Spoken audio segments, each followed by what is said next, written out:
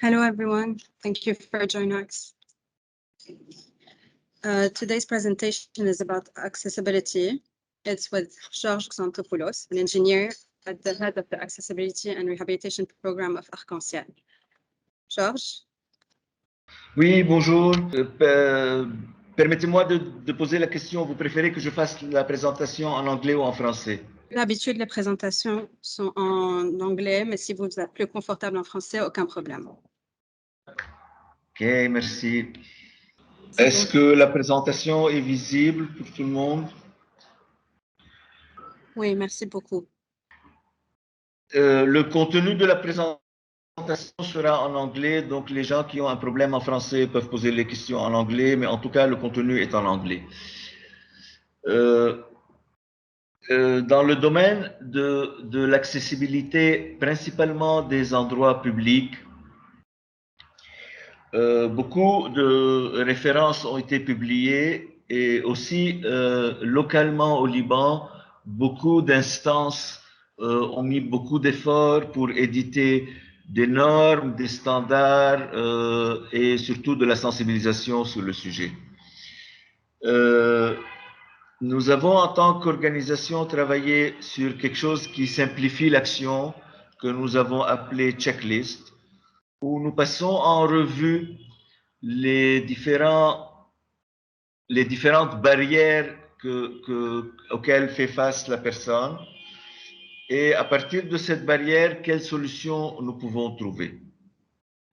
Mais pour commencer à nous mettre un peu dans le contexte, mondialement, nous parlons dans le secteur des personnes en situation de handicap, nous parlons de 4 types de déficiences auxquelles que les gens dont les gens ont besoin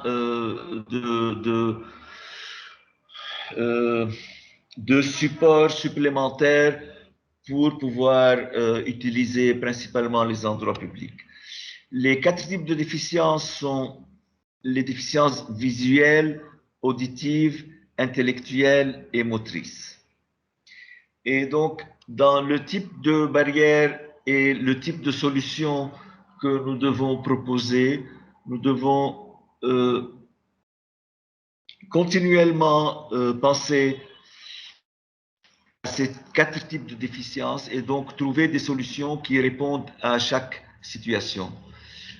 Pour mettre un peu le contexte global, toutes les personnes qui ont des déficiences visuelles, que ce soit sévères ou moins sévères, ont besoin de supports audio, donc auditifs, pour pouvoir utiliser plus simplement les endroits qu'ils fréquentent. Et donc, à chaque fois qu'il y a des informations que nous donnons au public, nous devons penser continuellement à ce que ces informations soient aussi auditives, donc dans des messages qu'on puisse entendre et pas seulement visuels, mais inversement aussi pour les personnes qui ont des déficiences auditives, nous devons continuellement penser à assurer les informations de façon visuelle à travers une signalisation principalement pour faciliter et le déplacement et l'accessibilité des zones et des espaces. Là où c'est plutôt humain, c'est pour les gens qui ont des déficiences intellectuelles et donc on a besoin de mettre en place du personnel pour mieux expliquer, ou bien des dessins et des représentations graphiques simplifiées pour permettre une meilleure compréhension aux gens qui ont une compréhension faible. Et je laisse finalement à la fin la déficience motrice, où l'aménagement est beaucoup plus complexe et donc a besoin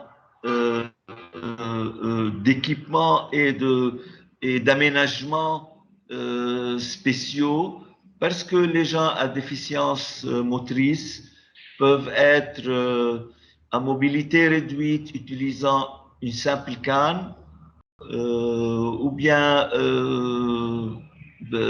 avec des difficultés de porter des affaires, donc des déficiences dans les mains, ou carrément sur l'équipement le plus complexe pour l'accessibilité, qui est le fauteuil roulant.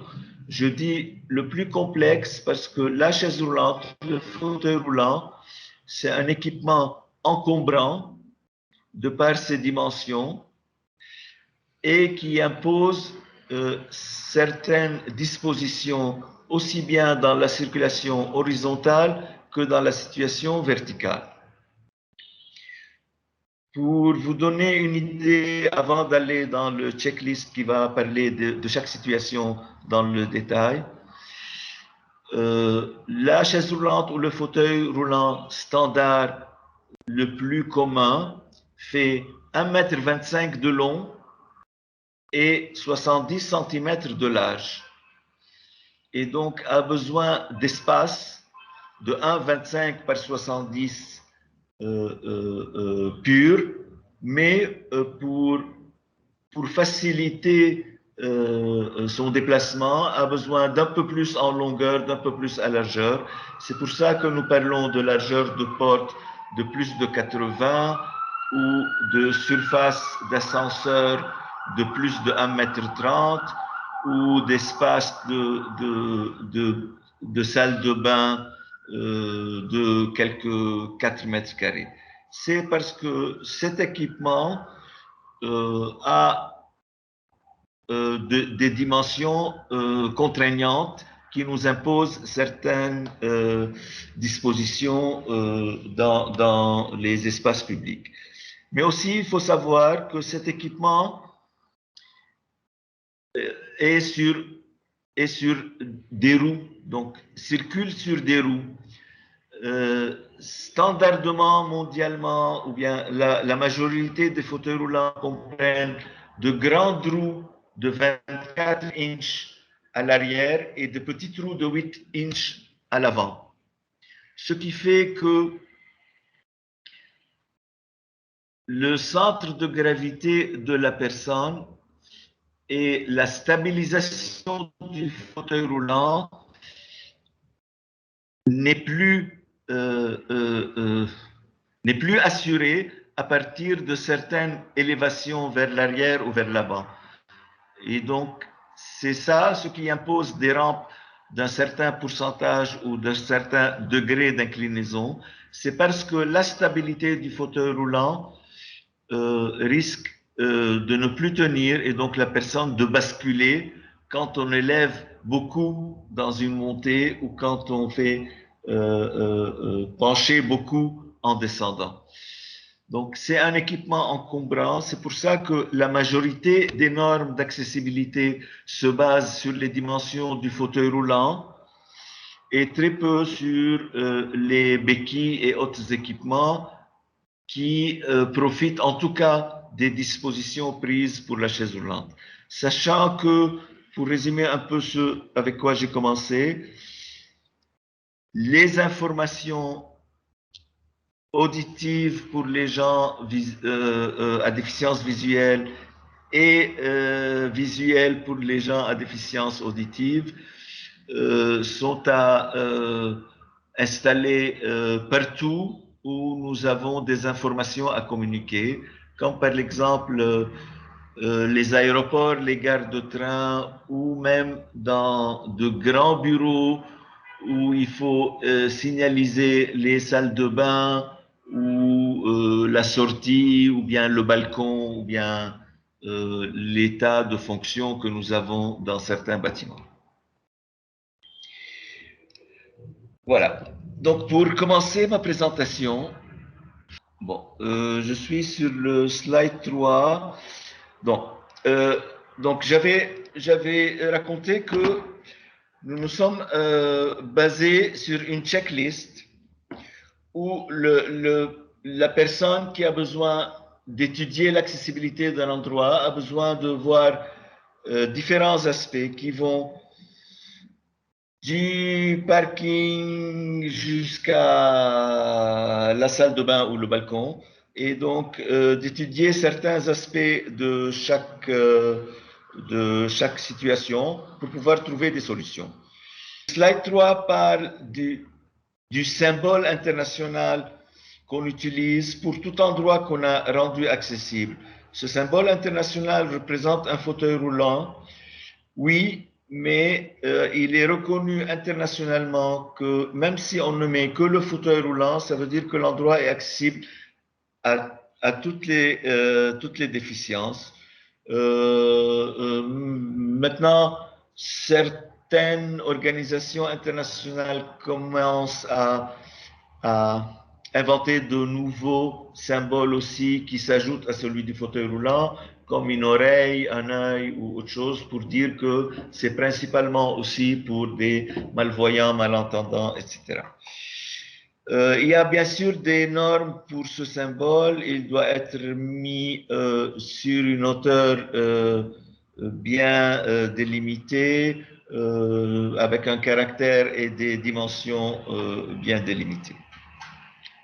Dans toute facilité, dans tout emplacement, nous pensons d'abord assurer des places de parking à des utilisateurs en situation de handicap et principalement à des utilisateurs de fauteuils roulants parce que, comme j'ai présenté, c'est l'équipement le plus encombrant. Et donc, quand l'utilisateur est en même temps conducteur, nous devons prévoir une largeur, comme vous voyez sur les dessins, supplémentaire à la largeur standard d'un parking pour permettre à cet utilisateur sur fauteuil roulant d'avoir de l'espace pour garer son fauteuil et faire son transfert à l'intérieur de la voiture, aussi bien s'il est conducteur que s'il est passager. Et donc, il peut garer sa voiture d'un côté ou de l'autre, dépendamment s'il est conducteur ou passager. Les 80 cm supplémentaires aux 2,50 m standard sont justement la largeur du fauteuil roulant et du passage qui est nécessaire à un endroit réservé aux personnes handicapées. Souvent, si cet endroit n'est pas assuré, nous pouvons redisposer la quantité de place pour en faire 2 à la place de 3 pour permettre d'assurer une place supplémentaire. Dans les institutions de santé, il faut, en plus de l'emplacement de l'ambulance ou du véhicule de santé, assurer aussi la possibilité de faire descendre une personne et d'accéder au bâtiment. Bien sûr, l'emplacement réservé au parking des personnes handicapées doit être signalé avec le symbole. Et donc, nous avons aussi, dans les normes internationales, un nombre de parkings réservés aux personnes handicapées dépendamment de la capacité du parking. Et donc, nous voyons un petit tableau dans la grille qui parle d'une place réservée de 1 à 25, 2 jusqu'à 50, etc. Et quand nous dépassons les 500, nous sommes tenus par 2% du nombre total de places réservées.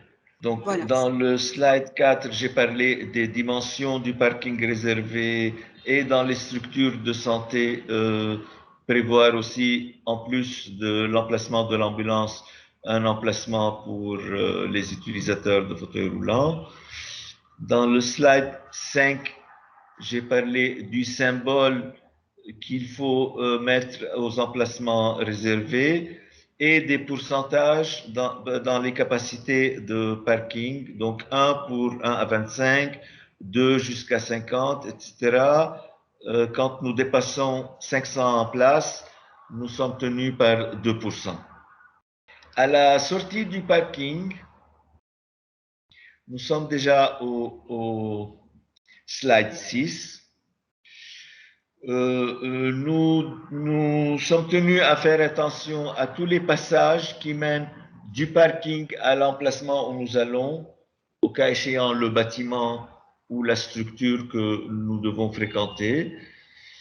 Et dans ce passage du parking vers le bâtiment, nous devons faire attention à ce qu'il y ait de barrières architecturales que adaptées. Et donc, lorsqu'il faut dans les trottoirs réaménager les trottoirs, il faut faire attention. Nous allons voir les pourcentages de rampes tout à l'heure, mais au moins dans les passages et les trottoirs, nous ne devons pas dépasser les inclinaisons de 1/12 et la largeur pas moins que 90. Donc, dans tous les passages, même extérieurs, nous sommes tenus par des inclinaisons maximum de 1/12 et une largeur de passage de 90 cm. Lorsque nous avons sur ces passages-là des grilles d'eau ou d'égouts ou des regards, encore une fois, les dimensions des roues des fauteuils roulants qui sont d'une épaisseur de 2,2 cm nous imposent que le grillage ne doit pas être supérieur à 2 cm. Donc, tous les grillages qui sont sur les endroits publics, dans les passages publics, doivent être inférieurs à 2 cm, justement parce que l'épaisseur de la roue de fauteuil roulant est un peu plus que 2 cm. Dans ces mêmes passages extérieurs, je dois à chaque fois expliquer le pourquoi. Les normes viennent de certaines contraintes imposées principalement par la chaise roulante. Donc, tout à l'heure, j'ai raconté que la roue avant du fauteuil roulant, qui est de 8 inches, donc 16 plus 4, donc quelques 20 cm, a un rayon de 10. Et donc, dans une roue de rayon 10 cm, il est difficilement possible de gravir un nez d'argé au bordage qui est supérieur à 2 cm. Et donc, partout où nous avons un petit nez de 2 cm ou supérieur à 2 cm, nous sommes obligés de le chanfreiner ou d'en faire une rampe parce que justement la roue du fauteuil ne peut pas gravir un nez supérieur à 2 cm. Et donc, dans tous ces passages, là où il y a une différence de niveau de plus que 2 cm, nous sommes tenus de l'échoper ou la faire en pente, ou la chanfreiner, ou lui trouver une solution pour qu'elle soit plus pointue pour permettre le dépassement de ce nez. Encore une fois, je reviens que les passages publics doivent être toujours supérieurs à 90 cm, mais aussi dans les longs passages ou dans les longues routes qui dépassent les 25 mètres, il faut assurer un certain espace d'arrêt et de repos de 150 par 150 pour permettre à la personne d'arrêter de se reposer, surtout quand il y a changement de direction ou virage, ou quand c'est très long, pour pouvoir s'arrêter, se reposer sans empêcher le passage des autres. Donc là, on double presque, ou on passe à une surface supérieure pour permettre l'arrêt de la personne sans encombrer, sans arrêter le passage. De façon générale, dans tout changement de niveau, nous sommes tenus par faciliter ce changement de niveau en installant une rampe ou en réduisant par une dénivellation. Et donc, cette rampe n'a pas de degré ou de pourcentage unifié. Le mieux est d'être tout le temps à 1 sur 12, donc à peu près 8%, mais le mieux est de 5%, donc 1 sur 20. Ça fait 5%. Mais cette inclinaison, ce pourcentage ou ce rapport peut être adapté dépendamment de la longueur de ce trajet ou de cette rampe. C'est pour ça que dans les petites longueurs ou dans les petites surfaces, s'il faut juste monter de 2 cm, on peut aggraver la pente jusqu'à 12% sans mettre l'équilibre de la personne à risque. C'est parce que dans les 12% sur une petite longueur de quelques centimètres, la personne tient encore son équilibre parce qu'elle passe très vite au niveau supérieur en gardant les grandes roues au niveau inférieur ou vice-versa. Mais ce pourcentage est obligé, ou ce pourcentage de pente ou ce degré d'inclinaison est obligé de descendre avec l'augmentation de la distance. Donc, sur les petites distances jusqu'à 2 mètres, on peut augmenter l'inclinaison, mais on est obligé de la réduire jusqu'à 5%. 5%, ça veut dire 5 cm de haut pour chaque 100 cm de long. Donc, on peut monter seulement 5 cm tous les mètres quand on est obligé de parcourir une distance longue de 15 mètres. Donc, pour les longues distances qui fatiguent la personne qui pousse son fauteuil roulant, on est obligé de lui réduire la pente pour arriver sans être très fatigué. Mais pour les petites distances, on peut augmenter un peu l'inclinaison parce que la distance est plus courte. Voilà, ici on montre dans le schéma, dans le second schéma en bas, la dimension de la roue et donc pourquoi cette roue ne peut pas dépasser les 2 cm qu'on a présentés plus haut. Dans le slide 9, nous proposons que dans les très longues rampes, nous devons là aussi prévoir des stations horizontales de repos, surtout quand il y a changement de direction, comme vous voyez, changement de direction angle droit ou changement de direction complet. Donc, la personne sur le fauteuil roulant a besoin d'espace pour pouvoir tourner son fauteuil roulant et changer de direction.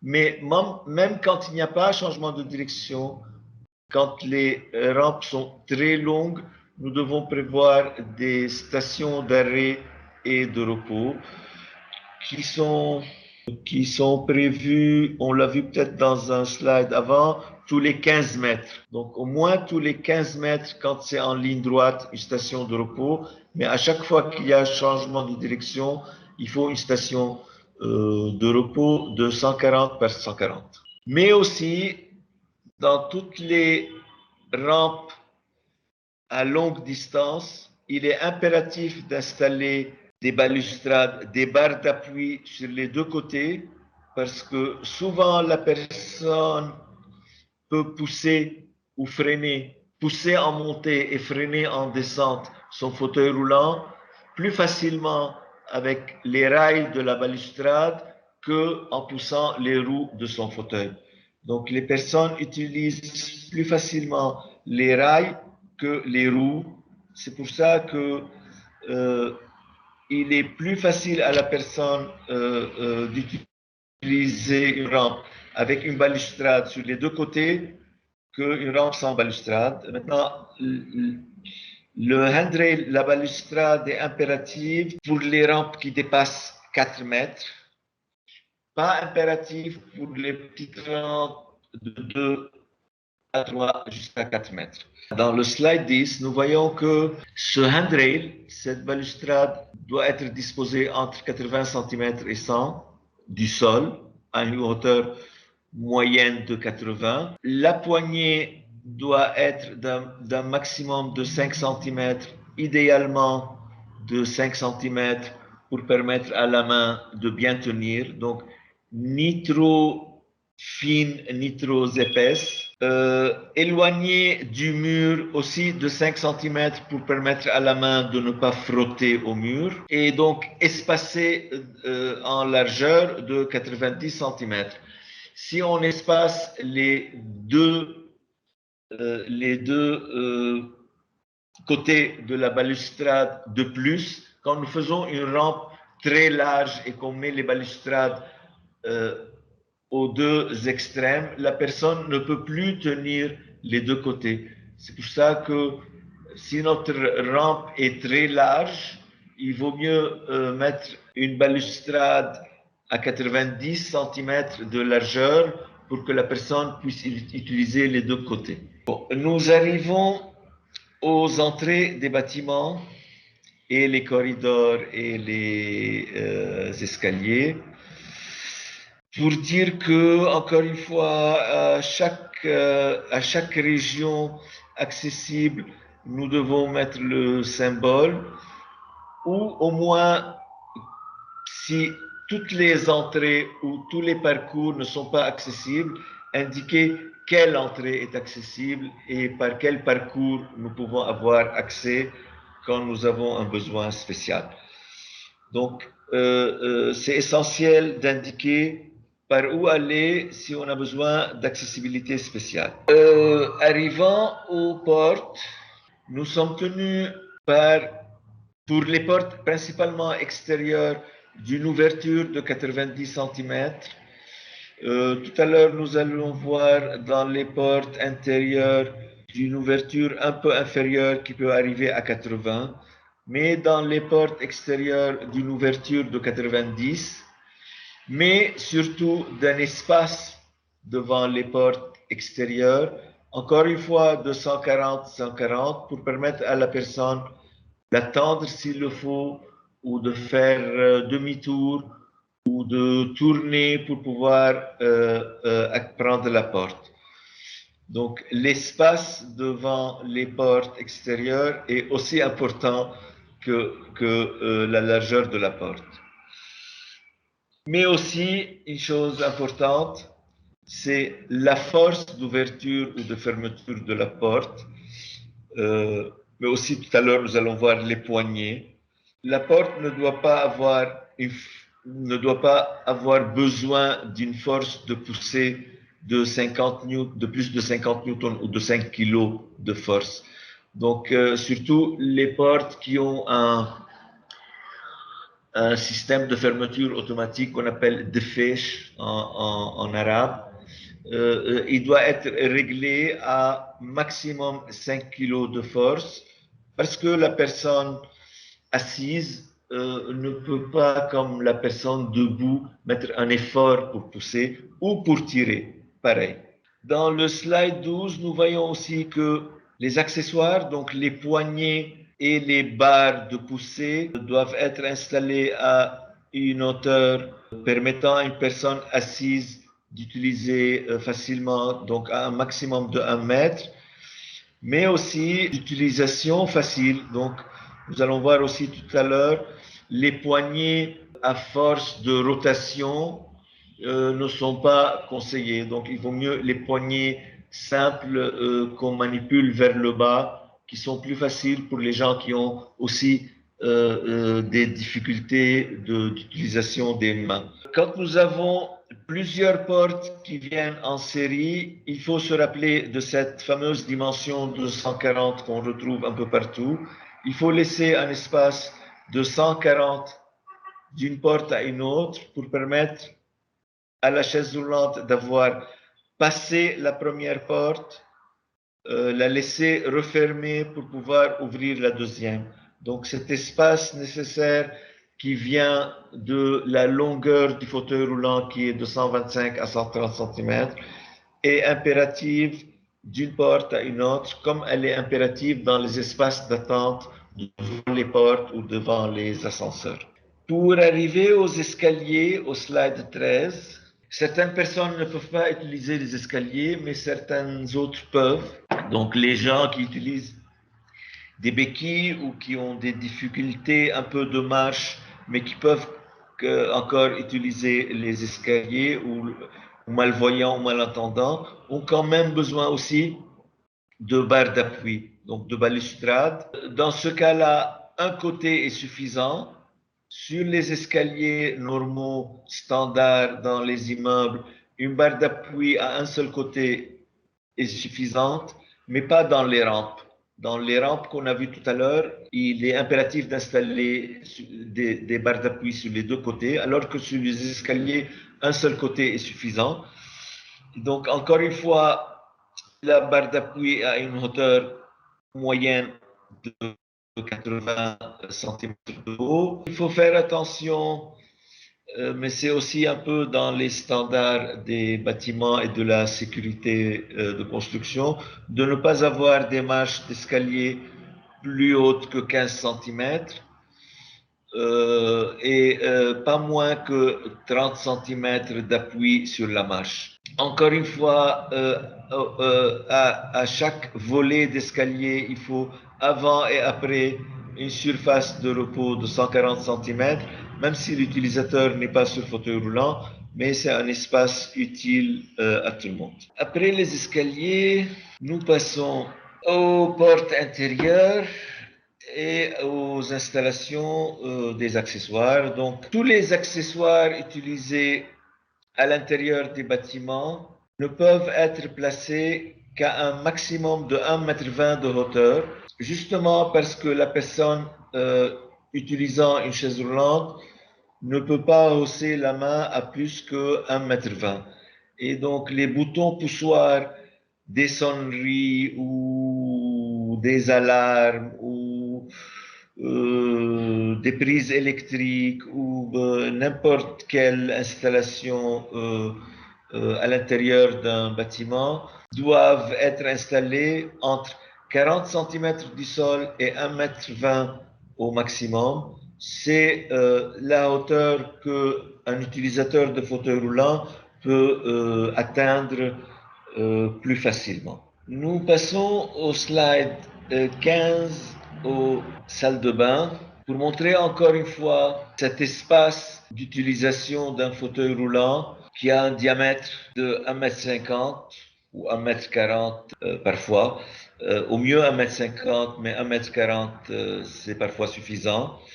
Et donc où il faut dans chaque salle de bain comme dans chaque espace extérieur assurer la possibilité de changement de direction pour pouvoir entrer, sortir, utiliser le siège de WC, le lavabo, etc. Donc là, nous montrons un petit dessin où la plus petite salle de bain accessible aux normes peut être exécutée dans des dimensions de 2 mètres par 1,80 m. 70 cm pour le siège de WC et le petit espace de la barre d'appui. Donc nous avons 2,20 m de largeur pour 1,80 m de longueur. Donc dans cet espace-là, nous pouvons installer le minimum nécessaire, donc un siège de WC et un lavabo avec toutes les barres d'appui nécessaires pour permettre le transfert du fauteuil roulant vers le siège, etc. Mais à condition que la porte ouvre vers l'extérieur pour ne pas encombrer l'intérieur. Donc, si la porte peut s'ouvrir vers l'extérieur, la personne peut rentrer, n'a plus besoin de changer de position pour permettre de refermer la porte parce qu'elle referme de l'extérieur. Et donc là, on a le minimum espace requis pour une salle de bain accessible dans des endroits communs ou même dans des bureaux ou à domicile. Dans cette salle de bain, à part l'espace horizontal, nous avons besoin de quelques installations comme les barres d'appui à côté du siège que la personne utilise pour pouvoir sauter ou se transférer de sa chaise roulante vers le siège de WC et faire le retour. Parfois, nous sommes tenus à mettre aussi des barres d'appui rabattables à côté du lavabo pour permettre aux personnes debout, mais pas très stables, de pouvoir s'appuyer sur des barres d'appui en utilisant le lavabo. La hauteur de ces installations sont d'habitude à 80 cm du sol. Ici, ça peut aller à 85. Là où nous avons une contrainte supplémentaire, c'est la hauteur nécessaire en dessous du lavabo. Nous savons qu'un fauteuil roulant sur lequel une personne est assise a besoin d'entrer, de passer les jambes sous le lavabo pour utiliser le lavabo. Et donc, il faut une hauteur nette de 70 cm pour faire passer les jambes sous le lavabo pour pouvoir utiliser le lavabo. Donc, cette hauteur de lavabo est une contrainte supplémentaire. D'habitude, les lavabos, même quand ils ne sont pas installés pour des personnes handicapées, je ne crois pas qu'ils sont inférieurs à ça, mais c'est une dimension à prendre en considération dans l'installation. Surtout, ne pas installer un lavabo avec un montant vertical. Donc, ne pas installer ce que nous appelons le pied du lavabo. Certains lavabos ont un pied sur lequel ils s'appuient. Ce modèle de lavabo n'est pas fonctionnel pour les utilisateurs de fauteuils roulants parce qu'ils ont besoin de passer leur fauteuil sous le lavabo. Pareil, dans les cabines de téléphone ou toute utilisation publique, nous sommes au slide 16. Nous avons les hauteurs des appareillages qui sont imposées avec un maximum de 1,20 m, mais aussi l'espace devant l'appareillage qui a besoin aussi de ce 1,40 m, parfois qui peut être réduit à... Non, c'est de 1,40 m en tout cas. Et donc les cabines téléphoniques qui veulent, enfin, qu'on veut rendre accessibles doivent avoir des dimensions qui peuvent accueillir un fauteuil roulant comme nous le voyons sur la figure. Nous arrivons aux ascenseurs. Là aussi, à chaque fois, nous parlons de signalisation. Donc, l'ascenseur qui est accessible aux dimensions requises doit avoir le symbole. Mais là aussi, dans les ascenseurs, nous sommes tenus par la hauteur des boutons et donc, encore une fois, les boutons ne peuvent pas dépasser les 1,20 m. C'est pour ça que nous voyons de plus en plus dans les grands bâtiments publics des plaques de boutons plutôt horizontales que verticales qui permettent une meilleure accessibilité pour les gens assis ou courts de taille. Encore mieux, ces boutons, ils peuvent être marqués avec le langage braille pour les non-voyants, il peut faciliter l'indépendance des personnes à déficience visuelle. En tout cas, à l'entrée de tout ascenseur, il faut l'espace de 1,40 m par 1,40 m pour l'attente et pour le changement de direction des gens sur fauteuil roulant. Nous allons voir aussi dans le slide suivant les portes des ascenseurs. Ici, on indique au moins 80, mais comme dans les portes d'entrée extérieures, 90 comme pour une porte d'ascenseur est plus facile d'accès. Il faut dans les cabines d'ascenseur encore une fois un handrail, donc une barre d'appui pour les gens non stables quand ils sont debout, qui ont besoin d'un appui. C'est surtout les dimensions de la cage d'ascenseur qui sont contraignantes et donc pour accueillir un fauteuil roulant, il faut au moins 140 cm de profondeur, avec au moins 100 cm de largeur, mais au mieux 110. Avec 110 cm, une personne debout peut se tenir dans une cage d'ascenseur à côté d'une personne sur fauteuil roulant. Et donc, nous prévoyons deux personnes, enfin, une personne sur fauteuil roulant avec un accompagnateur. Et donc, 110 cm par 140 est suffisante pour prendre les deux personnes. Dans les quelques derniers slides, nous voyons que aussi dans les sorties de secours, en cas d'incendie, de séisme ou autre, nous devons prévoir des espaces de garage, si vous voulez, de fauteuil roulant ou de production des gens sur fauteuil roulant pour à la fois ou bien les garer et transporter les personnes sur les escaliers, ou bien protéger ces personnes dans un lieu pour pouvoir les aider dans une étape ultérieure. Et donc, un espace de garage, comme c'est indiqué dans ce schéma, est nécessaire dans les normes de sécurité. Enfin, dans les restaurants, comptoirs et autres bâtiments administratifs, nous devons aussi prendre en considération dans le slide 20 la hauteur de la personne et donc prévoir dans les hauts comptoirs une dénivellation pour les personnes qui sont assises, qui ne dépasserait pas 80 cm de haut, mais qui est aussi une hauteur par le bas de 70 pour pouvoir passer en dessous avec le fauteuil roulant. Finalement, je vous montre quelques photos pour vous dire que si nous avons besoin de changer l'aménagement de certains lieux, nous devons continuellement penser à une façon intégrée de ces changements. Dans cette première photo, nous montrons une rampe métallique installée à l'entrée d'un immeuble pour faire passer 3 escaliers. Mais d'un autre côté, une rampe un peu mieux acceptée parce qu'elle est intégrée dans le design de l'entrée de l'immeuble.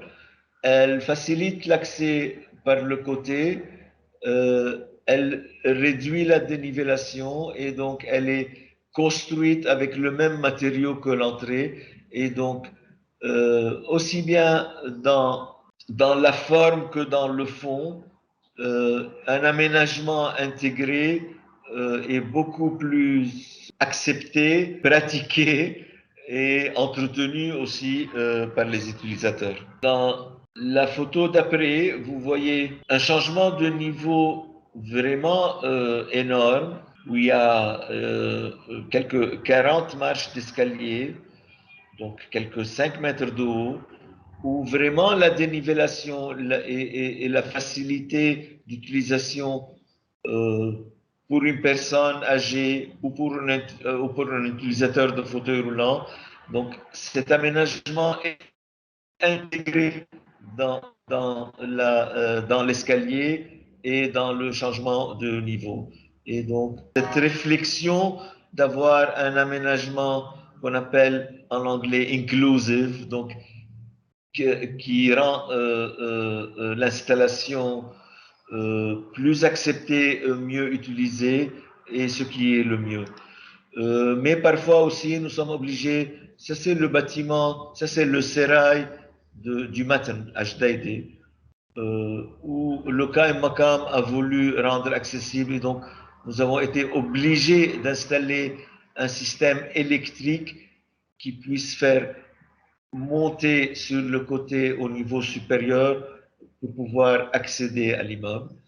Mais ce même système, dans la photo, ici c'est l'église Saint-Joseph de Haritsa de Abu Hamoud, on peut, en faisant un peu plus d'esthétique, installer un système d'ascenseur qui fait passer aux 3 étages avec un peu plus d'esthétique, d'accessoires, de choses bien faites qui peuvent rendre l'adaptation plus acceptée encore une fois. Je vous montre de part et d'autre des photos où les contraintes parfois sont très grandes. Donc ici, c'est l'entrée d'un immeuble où les solutions n'étaient pas très faciles. Et donc, la seule qui était trouvée, c'est un système de rails avec moteur électrique qui puisse faire monter ou descendre une plateforme électrique pour pouvoir accéder ces 12 marches à l'entrée d'un immeuble. Et finalement, ça c'est le jardin public de Sennenfield, de Hirsch-Tebet, où nous avons installé des rampes et des balustrades tout autour du jardin, dans tous les côtés, pour pouvoir faire accéder des enfants en situation de handicap à un espace de jeu adapté pour eux. Au coin, au fond, ce bloc coloré qui est spécialement fait aux normes pour enfants handicapés. Donc, parfois, nous pouvons trouver une solution qui s'intègre dans l'espace et qui est mieux encadrée, inclusive, mais parfois, comme la figure d'avant, nous sommes obligés de coller un système, même s'il est moche, mais qui rend la facilité accessible. Voilà, c'est toute la présentation que j'avais préparée. Je crois que nous avons un peu de temps pour répondre à vos questions. Merci, Georges. J'ai deux questions déjà ici. Est-ce que Arc-en-Ciel est déjà intervenu sur des projets d'accessibilité à part sur le jardin? Oui, beaucoup. Pour vous donner une idée, nous avons travaillé le bâtiment de l'électricité du Liban dans les années 90. Dernièrement, il y a 2 mois, j'ai fait personnellement une visite d'identification des besoins en accessibilité du bâtiment de l'ex-Esquois au centre-ville. Bien qu'il ait été construit aux normes, aujourd'hui on découvre qu'il y a quand même des petits gaps, des petits défauts qu'il faut remplacer. Nous avons fait le sérail du Matin, oui, beaucoup d'endroits publics, mais surtout les maisons ou donc les lieux de vie de personnes handicapées. Donc nous avons travaillé beaucoup plus les lieux individuels, mais aussi certains endroits publics. Merci. De votre présentation, je remarque que la plupart des bâtiments patrimoniaux ne rentrent pas dans les termes d'accessibilité.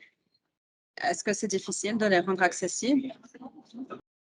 Bien sûr, heureusement que nous avons dans BHI des ingénieurs très compétents avec qui nous allons, oui, bien sûr, penser à des solutions, comme nous avons vu dans certaines photos, intégrées, qui puissent respecter aussi l'héritage, les traditions et tout ça.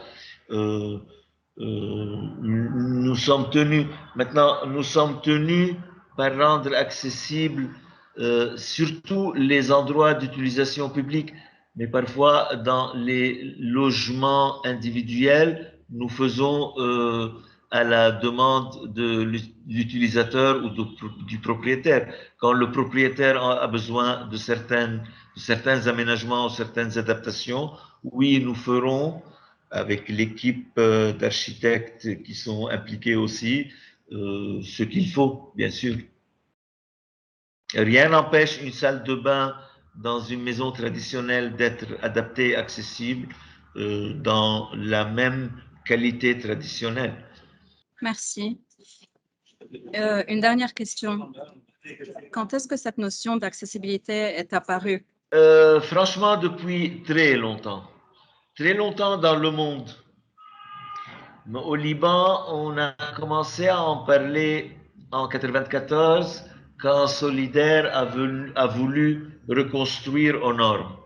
Et donc, un premier manuel de normes d'accessibilité a été édité en 1994 avec Solidaire. Ensuite, le Comité national pour les personnes handicapées a fait des études sur les normes en 2003 et il y a eu un décret en 2011 imposé à toutes les nouvelles constructions de plus de 2000 mètres carrés.